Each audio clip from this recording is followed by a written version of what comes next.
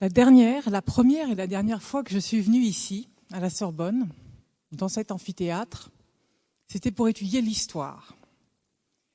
J'avais alors 18 ans, le mur de Berlin n'était pas encore tombé et Jean Monnet ne reposait pas encore au Panthéon.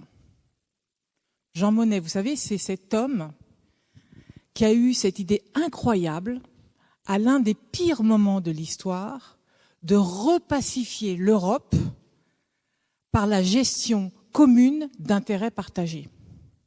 Ce qui allait donner plus tard l'Union européenne, enfin la construction européenne. Et si je vous en parle aujourd'hui, c'est parce que depuis quelques mois, depuis quelques semaines, peut-être plus, l'Europe semble de nouveau aux prises avec l'une des pires périodes de l'histoire, de son histoire. Une période tellement grave qu'elle a commencé à fragiliser les piliers de la construction européenne. La sécurité, la prospérité et la démocratie. Alors, en repensant à mes cours d'histoire, en repensant aussi à ce que Jean Monnet avait réussi à accomplir, je me suis demandé, est-ce qu'on pourrait adapter sa méthode pour épargner à l'Europe le pire des scénarios? Alors, je vous propose d'explorer cette piste en repartant au début de la construction européenne. Nous sommes en 1945. L'Europe est un champ de ruines. Pour les dirigeants de l'époque, Charles de Gaulle, Konrad Adenauer, Alcide de Gasperi, Paul-Henri Spaak, la priorité, c'est alors 3 choses.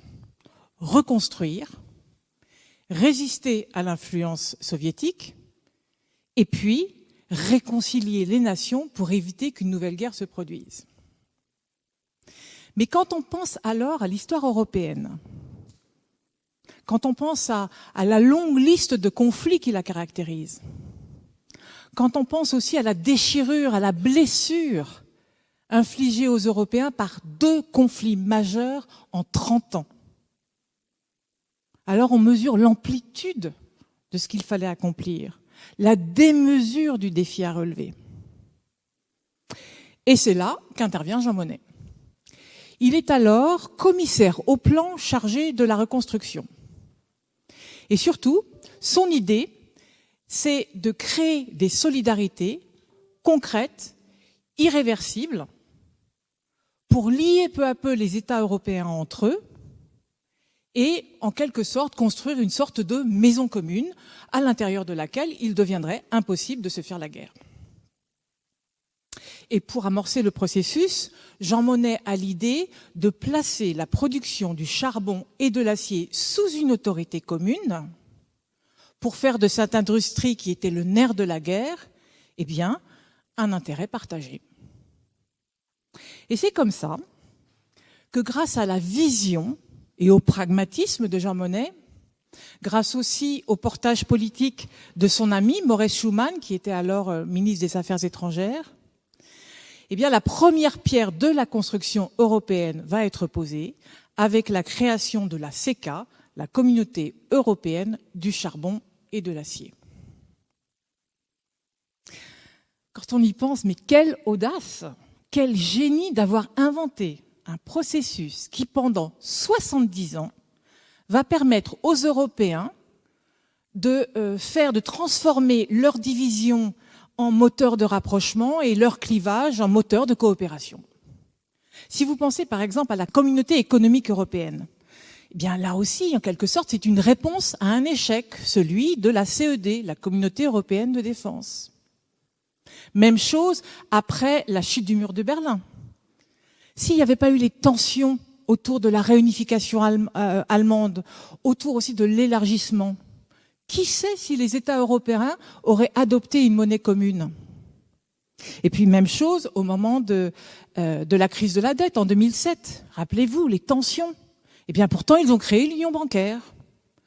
Pendant la pandémie de Covid, là encore, après une période de chacun pour soi et à nouveau de tensions très fortes entre les États du Nord et les États du Sud de l'Europe, ils ont finalement décidé de mutualiser leur budget de relance. Alors, et puis, ah oui, et puis il y a la dernière crise, plutôt la crise entraînée par la guerre en Ukraine. Une crise que les Européens ont convertie par 2 fois en plan stratégique. D'abord avec Repower EU pour atteindre la souveraineté énergétique, et puis plus récemment avec Rearm Europe, cette fois pour consolider les efforts de défense européens. Alors oui, on peut reprocher à l'Union européenne son excès de bureaucratie, sa rigidité réglementaire, c'est vrai. Il n'empêche qu'à ce jour, aucune autre organisation internationale au monde n'a montré une telle capacité à rebondir sur ces tensions, sur ces crises internes, pour à la fois avancer, se renforcer, progresser. Maintenant, la question, c'est quand même de savoir si ça va suffire face à la crise que nous traversons aujourd'hui. D'ailleurs, je ne sais pas si vous avez remarqué à quel point il est difficile de la définir, de la nommer, de la cerner, cette crise. Parce qu'on ne peut pas dire que c'est une crise vraiment géopolitique, on ne peut pas dire que c'est une crise constitutionnelle, encore moins financière. Non, ce processus-là, il est plus diffus, plus confus, plus grave aussi, puisqu'on voit bien aujourd'hui que pour la première fois depuis 70 ans, l'Europe est en panne, tétanisée, paralysée. Pire encore, elle doute, elle renonce, elle se replie, elle recule. Alors qu'elle a adopté le plus ambitieux des plans écologiques au monde, le Green Deal, voilà maintenant qu'elle est en train de détricoter les mesures de ce plan.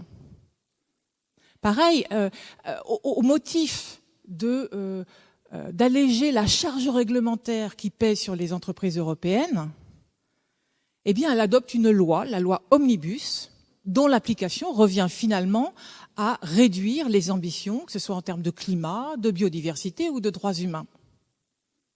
Un peu comme si les États européens avaient perdu leur boussole, comme s'ils ne savaient plus ni vers quoi, ni pourquoi ils pouvaient avancer. Comme si aussi ils n'avaient pas vraiment compris la nature profonde de cette crise que nous traversons. D'ailleurs, elle est faite de quoi ? Elle procède de quoi, cette crise ? Si par exemple, on prend les difficultés des entreprises européennes pour voir ce que ça nous dit de ces difficultés. La première chose qui frappe, c'est la dépendance des filières industrielles européennes aux importations, qu'il s'agisse d'ailleurs de gaz liquéfié américain, de cellules photovoltaïques chinoises, d'engrais, d'intrants et d'engrais russes, de cobalt congolais, de soja brésilien, etc., etc. Et comme ce sont des ressources qui font l'objet d'une très forte demande, et qui pour certaines sont rares et même épuisables, évidemment ça entraîne une variation, une instabilité très forte des cours mondiaux. Et donc une planification stratégique extrêmement compliquée. Et puis on voit bien à propos de vulnérabilité aussi l'impact, la vulnérabilité et l'impact du changement climatique sur l'agriculture. Puisque là aussi, ça entraîne une forte volatilité des prix alimentaires, avec toutes les conséquences que ça peut avoir sur le plan social pour les Européens. Autre chose, la vulnérabilité des chaînes de valeur et des chaînes d'approvisionnement. On en a beaucoup parlé au moment du Covid, mais depuis, ça continue, ça augmente même, sous l'effet des aléas climatiques. Même chose d'ailleurs pour les infrastructures. On voit bien qu'elles sont de plus en plus fragiles face aux intempéries. Et puis on ne peut pas évoquer les difficultés économiques européennes sans parler des crises budgétaires, enfin de l'inflation des budgets qui est de plus en plus difficile à maîtriser. Si par exemple on prend le cas de la santé, il est intéressant, il est exemplaire parce qu'il est à la fois emblématique et paradoxal. Il est emblématique de l'inflation des budgets publics sous l'effet de la charge croissante de certaines maladies. Mais il est emblématique aussi de la transition épidémiologique avec l'augmentation, avec la progression de certaines pathologies, comme les cancers, les maladies cardiovasculaires, les maladies respiratoires, certaines allergies, les troubles neurologiques, l'éco-anxiété, les troubles de la fertilité, un certain type de malformation, et puis aussi les arboviroses, le stress thermique. Et ce qui est intéressant, c'est que toutes ces maladies, eh bien, la science, la recherche, l'épidémiologie nous disent quelles sont à la fois les origines, mais aussi les facteurs aggravants. La pollution, l'usage d'intrants chimiques, le recul de la biodiversité, la mauvaise qualité de l'alimentation et le réchauffement climatique. Et le paradoxe, c'est que bien qu'en sachant l'impact de ces maladies et de leur prise en charge sur les budgets, bien qu'en sachant aussi l'impact sur la santé des Européens et donc sur leur qualité de vie, eh bien l'Europe n'arrive pas à trancher, elle n'arrive pas à progresser sur ce dossier. Si on passe maintenant à l'international, là encore, ce qui est frappant, c'est le recul. Le recul de l'influence européenne dans le monde, au point, je ne sais pas si vous avez remarqué, que maintenant, elle n'est plus invitée à toutes les négociations internationales. Et ce recul, bien sûr, ça montre la difficulté des États européens à se positionner ensemble, clairement, sur la nouvelle scène géopolitique mondiale. À faire valoir aussi leur souveraineté, à la défendre. Finalement, c'est un peu comme si les États européens, non seulement n'avaient plus prise sur l'avenir du monde, mais qu'ils n'avaient plus prise sur leur propre avenir. Et ça, les citoyens européens, bien sûr, ils le ressentent. Ils sont même de plus en plus nombreux dans les enquêtes à le vivre comme un déclassement. D'autant plus que ça s'ajoute à la stagnation économique, à l'augmentation des fractures territoriales et à la panne de la mobilité sociale. Alors comment est-ce qu'ils pourraient faire confiance à des institutions alors qu'ils voient que notre maison commune prend l'eau de toutes parts? Comment est-ce qu'ils pourraient continuer de croire des dirigeants dont ils voient bien qu'ils renoncent à la fois à leurs paroles, à leurs engagements et même à leurs décisions? Eh bien, c'est tout ça, la crise européenne aujourd'hui. C'est à la fois un désajustement de nos sociétés, de nos économies, aux limites planétaires et à notre environnement. C'est une crise de sens de la construction européenne et une absence de projet pour le relancer. Et puis, c'est cette crise de confiance, cette crise politique qui alors favorise le populisme, le nationalisme et le séparatisme. Alors, qu'est-ce qu'on fait? On attend? On subit? Ou alors, on rebondit. On rebondit à la façon de Jean Monnet, c'est-à-dire en faisant de cette lucidité une vision à long terme, des limites planétaires un socle commun, et de nos vulnérabilités un projet ambitieux et rassurant. Par exemple, on pourrait commencer par refonder l'Union européenne autour de ce qui détermine notre alimentation, notre santé, notre souveraineté, notre sécurité, notre patrimoine. Ce qui, comme la paix finalement, nous avons de plus fragile mais de plus vital, la nature. Refondons la construction européenne autour de la nature. Et alors, on pourrait faire comme ce que les fondateurs de l'Europe ont fait avec l'acier et le charbon. On pourrait faire la même chose avec l'eau, l'air, les sols, l'océan. Un bien commun, un intérêt partagé, un outil de solidarité. On créerait même à ce moment-là la CENV, la Communauté européenne de la nature et du vivant. Et puis un peu plus tard, la CENV, elle deviendrait l'Union européenne des générations futures.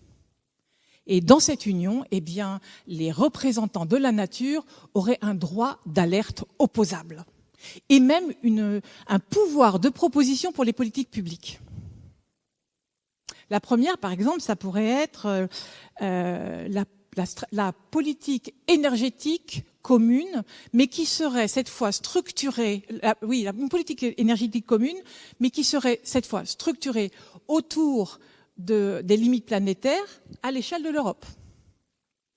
Ensuite, on pourrait lancer la SIC, la stratégie industrielle circulaire, pour garantir l'accès aux métaux stratégiques, aux minerais, aux ressources stratégiques, mais aussi, en même temps, préserver la qualité de vie des Européens.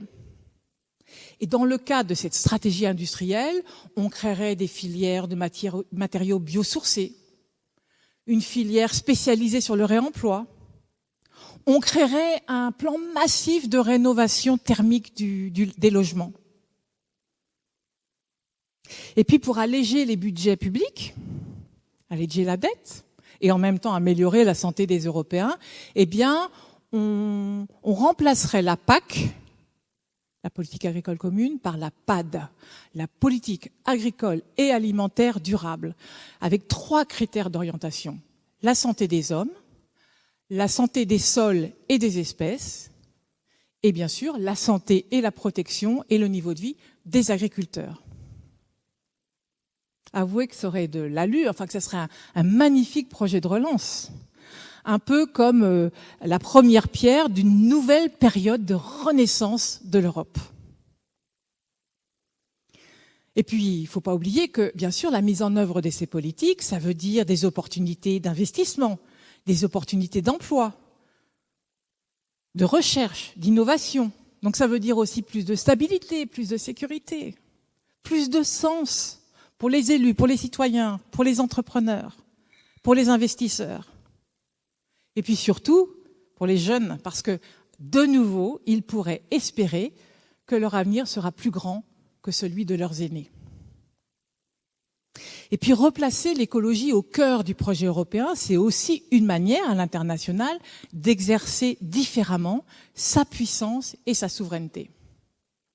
Sa puissance, non plus par la possession, mais par la résilience, par la robustesse. Et sa souveraineté, non plus dans un rapport de force avec les autres, avec la nature, mais en scellant un pacte avec le vivant. Finalement, c'est peut-être ça maintenant la vocation de la construction européenne. Si Jean Monnet était là, dans cette salle, peut-être qu'il dirait qu'effectivement, ce n'est plus d'éviter la guerre. C'est de faire la paix avec le vivant pour faire la paix de nouveau avec nous-mêmes.